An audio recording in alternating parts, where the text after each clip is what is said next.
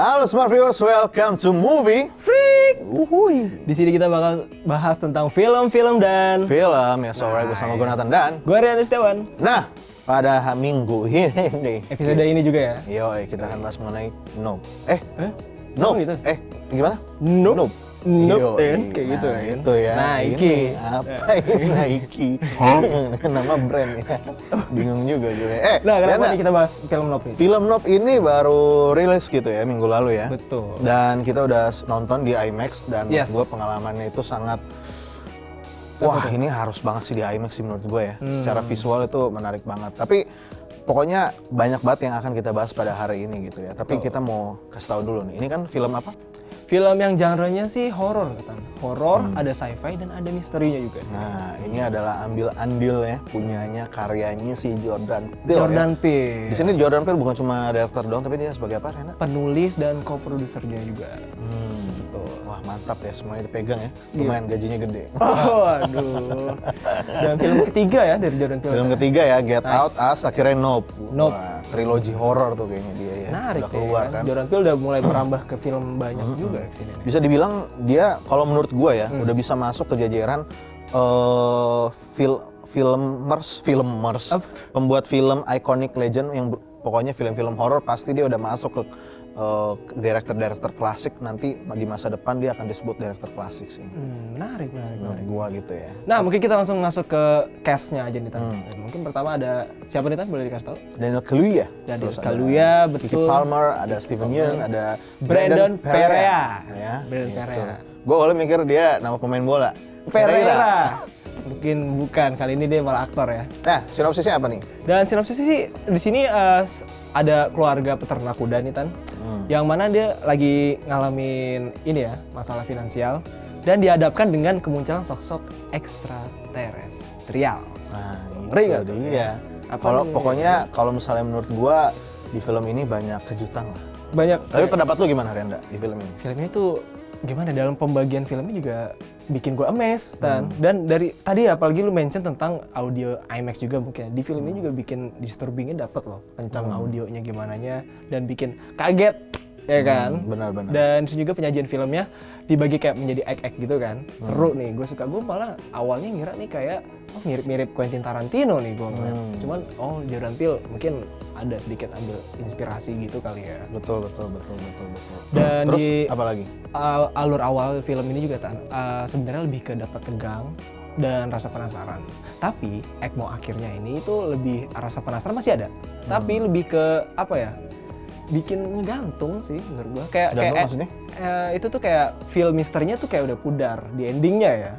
Oh, karena memang akhirnya di-reveal gitu semua di akhir ya? Iya, jadi endingnya kayak kurang greget lah menurut gua ya. Menurut lu? Menurut gua kurang greget. Oh, menurut gua malah sebaliknya. Kalau menurut gua Gregetnya endingnya dapet. karena kayak klasik Jordan Peele sih menurut gua, sama kayak di film Get Out. Menurut gua endingnya kayak gitu.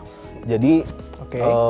apa yang kita pikir kayak gitu ternyata kayak gini gitu. Jadi kadang itu banyak banget sih menurut gua di film ini yang modelnya seperti itu. Apalagi yang kita udah nonton trailer gitu ya. Yes. Kayak misalnya gue mikir, gue udah ngasih asumsi dan ngasih tebak-tebakan nih, kayaknya gini deh.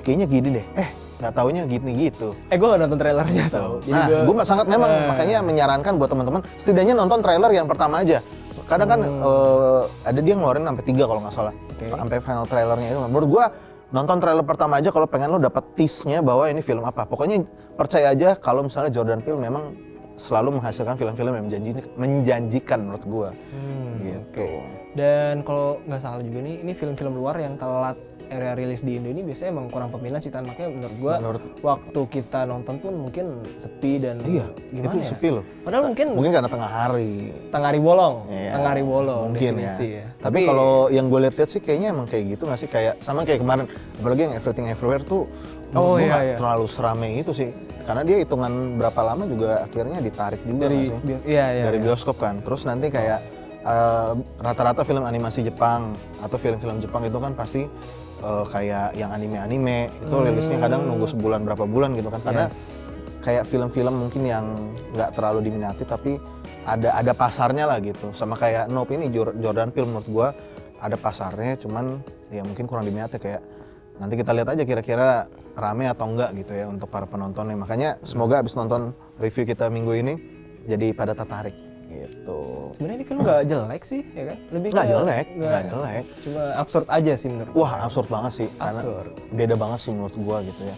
Nah, kalau misalnya menurut gua juga di dalam film ini secara visual ini salah satu, bukan salah satu, tapi kayak terbaik aja gitu ya secara visual ya. Kandidat terbaik. Secara visual ya. Visual. Nggak kandidat, Nggak kandidat. emang.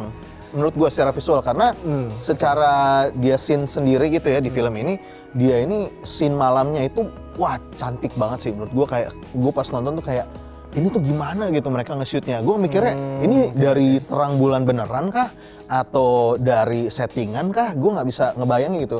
Yang harus diapresiasi lagi lainnya adalah sinematografernya di dalam film ini memang ngambil dari sinematografernya yang biasa kolaborasi sama Christopher Nolan, film-film Interstellar dan kawan-kawan gitu. Anjir, pantesan GG lah, ya kan? Makanya coy, kayak lu apalagi nonton di IMAX kemarin, wah kayak kita benar-benar tuh ngelihatnya harus sudut ke sudut tuh untuk memang benar-benar appreciate film ini gitu. Makanya kalian buat yang nonton di IMAX, chef's kiss. Safe kiss. Yoi. Oke, emang bagus visual dari kayak bintang-bintang di langitnya aja gitu loh. Ya kan? Wah itu berasa banget gitu. Dapet, Karena dapet. dalam kegelapan itu kayak kita makin fokus ngelihat beberapa hal yang terlihat doang gitu kan. Ya itu akhirnya beberapa hal yang terlihat itu yang menurut gua terlihat sangat ciamik. Kasih nuansa ini juga nggak sih, jadi gloomy dan Betul. jadi, ya kan? Emang- Misterinya. Iya. Di situ Malam-malam keluar. mulu nih kebanyakan nih syutingnya nih. Ada apa lagi nih, Tan? Kalau misalnya di film ini juga menurut gua dia secara plot kan original banget gitu kan. Kayak kalau misalnya kita nonton tuh wah ini beda banget sih gitu kan, kayak yang tadi gue bilang yang gue pikirnya kayak gini ternyata kayak gitu. Nah ini berasa benar-benar original buat teman-teman, kayak nggak akan kebayang lah kalau misalnya ternyata ya nggak pengen masuk ke spoiler tapi ya kurang lebih kalian akan terkejut terhadap beberapa misteri yang akan terjawabkan ataupun yang nanti akan kalian bertanya-tanya dan jawab sendiri, berasumsi sendiri. Mungkin saran kalau nonton kayak gini tuh bareng teman juga sih ya, ada partner. Jadi kayak oh ini. Iya, habis Jadi itu ngobrol. Kan. Betul. Jadi Benar seru banget. sih. Karena di bingkis film ini juga pun kayak film Jordan Peele yang paling fun gak sih, Tan? Paling menurut gue ya, karena horornya nggak terlalu begitu kental, malah lebih terasa kayak genre-nya tuh thriller Thriller kan? atau Thriller. misteri lah ya. Gitu, kayak kalau ada ketawa-ketawanya itu menurut gua porsinya lebih banyak daripada film-film dia sebelumnya. Kayak ada karakter-karakter yang sangat menonjol kayak Kiki Palmer Sama si Daniel sama juga si Daniel ya, Yes. si Angel itu. Iya, benar. Kayak mereka tuh keluar banget flash out karakternya, secara kayak karakter kelihatan banget ya extrovertnya itu mereka gitu. Tapi si Daniel malah ya apa ya? Mungkin dia screen time banyak tapi dia lebih emang karakternya introvert kali ya di film ini. Nah, iya, Jadi kayak stoik, lebih ke stoik sih kalau menurut gua dia karakternya.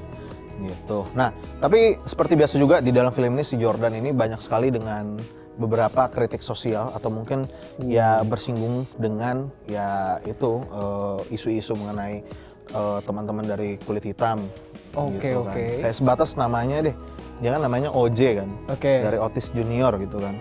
Ya kalau itu menurut gue sih ada scene di mana memang waktu dia ngenalin nama dia OJ dari orang banyak kulit dari- putih ada yang kayak ih ya benar namanya gitu kan. Iya OJ, karena itu kan kayak ngingetin kasus kayak mungkin dengan OJ Simpson. Oh, yang Gitu. lawas lah itu udah lama kan? Ya udah lama. Itu kan salah satu trial yang sangat gebiar kayak trialnya Johnny Depp terakhir Depp. kemarin. Gitu. Berarti dia ngasih kayak apa ya? Kesambung-sambung gitu ya? Sambung-sambung. Yes. Benar. Nah, menurut lu gimana lagi? Kalau di film ini juga kita ngelihat aktor lain juga nih, misal ada Steven Yeun ya. Steven Yeun juga di sini perannya jadi katalisator juga nih, Tan. Iya, menurut gua dia katalis banget sih. Karena kayak sebutlah nih kalau kita ngasih analogi ya. Kalau misalnya si Steven Yeun ini, si Ricky Jupp, ini dia itu kayak gempa. Nah, kalau si ini nih, si alien ini, UFO-nya nih, rasanya tuh kayak ini lautnya gitu.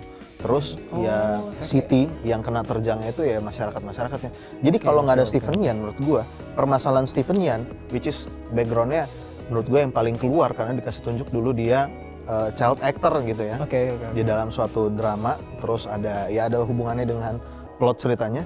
Nah karena dia ini akhirnya yang bikin masalah-masalah, yang bikin supaya plotnya jadi ngedrive, jadi memacu plotnya untuk jadi makin kenceng lah. Gitu, jadi makin bermasalah. Makin bermasalah karena di 1 jam pertama kan ini kan filmnya 2 jam ya. Di 1 jam pertama kan kayak masih slow.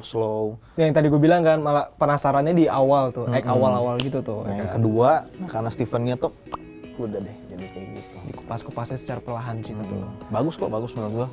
Di sini juga gue denger-dengeritan katanya ini ada yang di-cut nih. Tapi Iya. gue nggak ngerasa ada yang di-cut. Atau emang kita enjoy banget kali pas nonton ya? Menurut gua ya, gua juga bingung apa karena di IMAX juga gua jadi mikir ya. Karena gua merasa soalnya rapih di cut-nya. Betul. Tapi yang pasti cuma dikit ya, karena memang film-film Jordan Peele juga sebelum-sebelumnya memang agak-agak sedikit ada darah-darah gitu lah ya. Nggak gore banget, cuma darah tipis-tipis. Tapi juga ada ya, sih. Mungkin itu yang di-cut gitu ya. Dan nah, kalau di film ini juga gue merasa minusnya ya, gue tuh kalau menurut gue nggak tahu lu ya, belum gue tanya juga kemarin. Gue tuh ngerasa nggak terlalu sayang dengan karakter-karakternya gitu. Dalam arti film horor itu apalagi Pengabdi Setan gitu, misalnya contoh terdekat aja gitu ya. Itu rasanya tuh kayak, wah gue takut nih keluarga ini kenapa-napa gitu kalau di Pengabdi Setan.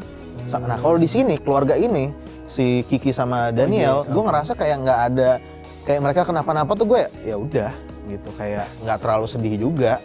Makanya kalau misalnya ada yang mati atau apa, gue ngerasa di dalam gue belum mendapatkan emosional relasinya antara karakter dengan gue pada saat nonton. Kayak gue bikin ada scene mungkin yang kayak bikin kita kasihan sama mereka tuh gue nggak terlalu gitu kalau menurut gue ya. Kalau lo sendiri gimana sih? Kalau di sini soalnya apa ya, mungkin lebih kental ini juga kali, relasi dari kakak adik juga kan. Iya. Dan di sini juga apa ya, mungkin jatuhnya lebih banyak scene, gue ngeliatnya sih kayak drama, cuman kayak lebih ke action cowboy maybe. Dan lebih ke superherois gitu mungkin. Iya, makanya terutama si Daniel Kaluuya kan. Gue kalau misalnya mereka ada yang koit ya gitulah ya, nggak terlalu berasa dikit gitu ya. Nah terus pesan, kalau menurut gue pesan yang gue rasakan di dalam film ini tuh karena itu adalah jangan main-main sama hal yang tidak bisa kita kontrol. Gitu. Kita ngerasa bahwa kita ada di puncak top of the food chain gitu ya. Betul. Kayak kita bisa kontrol semuanya. Mau itu kuda, mau itu monyet, apapun mau itulah simpanse, ataupun binatang di dunia ini, kita ngerasa kayak gue bisa kontrol, tapi nggak bisa guys. Kadang tuh ada beberapa poin hal di luar yang mungkin orang ya makhluk yang nggak ada hati nurani gitu kan. Jadi mereka ngikutin insting. Mereka ikutin insting aja. Dan kalau misalnya kita tantang dan kalau misalnya coba kita atur ya kadang bisa lepas di luar kendali gitu kan. Betul. Ya hal-hal kayak gitu yang menurut gua di sini klasik banget dari film-filmnya Jordan Peele, karena dia selalu nyelipin beberapa poin-poin atau message gitu ya. Ya mungkin memang nggak terlalu layout, jadi harus memang kita explain atau kita artikan sendiri aja gitu ya. Jadi biar kita mikir sendiri kan. Makanya that's why tadi gue bilang better nonton sama temen kan kalau. Betul, abis itu ngobrol-ngobrol. Nah, di sini juga yang gue tahu nih Tan, banyak juga homage nih dari beberapa apa ya? Mungkin dari film. anime Akira. Paling jelasnya Akira sih. Yes, karena scene-nya yang ngepot. Nah, itu di trailer kayaknya juga ada deh. Dan soalnya kalau nggak salah Jordan Peele pernah ini ya ngomong kan apa tuh waktu itu tadi dia bilang kalau dia diminta untuk ngedirect live actionnya si film Akira ini. Akira kan, tapi akhirnya dia nolak karena dia pengen bikin film-film yang lebih ke original content, dalam arti ya non adaptation. Lebih kayak gitu. Dan di sini juga dari cara penyebutan tajuknya sendiri kan, Nope. Ini tuh bahkan dari scene-nya aja tuh ada kayak yang menurut gua ikonik nih jadinya nih. Ada scene di mana tuh kayak ini nih ketika lagi berjalannya scene ini pasti bakal ini ngomong nope nih, bener aja ngomong nope. Dan jujur aja itu gua agak keganggu ya malu ya. Orang lagi aksi ini ya, lagi wah, gua udah tahu juga dia akan ngomong nope, gua pengen dengerin gitu. Dia di sebelah gua ngomong nope, ketutup. Tapi bener, jadi kayak anjir gitu. Orang lagi pengen dengerin ya. Tapi kan dia ngomongin ekspresionis. Ya gitulah, macem-macem. Bener ya. Tapi bener aja. Ada lu sama gua ini juga ya. Lu nggak tahu ngeprediksi dia bakal. Iya. Kan? Makanya gua nungguin. Gua malah dengerin lu. Ya. Oke lah, baik. Gue ke spoiler lebih awal. Yang gua mau ya. 5G soalnya. Aduh. Nah, ada apa lagi nih Tan? Nah, untuk menurut gua mungkin yang terakhir kali ya. Ini yang pastinya tidak bisa dilewati.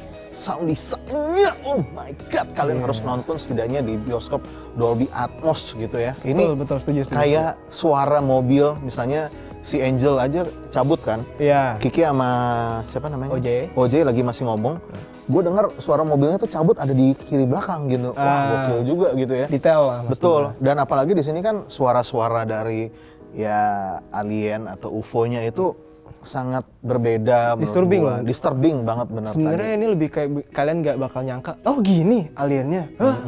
Aneh, absurd, aneh tapi nggak jelek. Intinya di film Nope ini kalian tonton sama teman kalian deh. Iya. Nah, yang suka sci-fi apalagi kan. Bener banget. Kayak apalagi scene-scene malam gitu kan. Iya. Nah, itu kan indah banget. kalau Cok. misalnya malam-malam kan dia berarti indera pendengaran kita makin tajam gitu kan. Nah, itu dia sound design pada saat malam. Menurut gue itu yang pantesan kayak kuda-kuda. Oh iya iya iya. kayak ya gue nggak mau masuk ke spoiler tapi pokoknya ada bagian-bagian di mana kayak sound desainnya di dalam film ini pokoknya akan gitu. Gak. Nah, oke, itu aja sih guys. Kalau misalnya untuk kasih skor, kalau dari gue ada 8. Wih gede juga. Iya, awalnya 7,5. Awal 7,5. Tapi setelah riset kembali dan melihat-lihat, kayaknya gue makin mengapresiasi film ini. Kasih 8. Kasih 8. Oke, kalau dari gue malah tadinya cukup rendah. Setelah gue sama riset-riset juga dikit-dikit, tipis-tipis, akhirnya kenilai lu deh 7,5.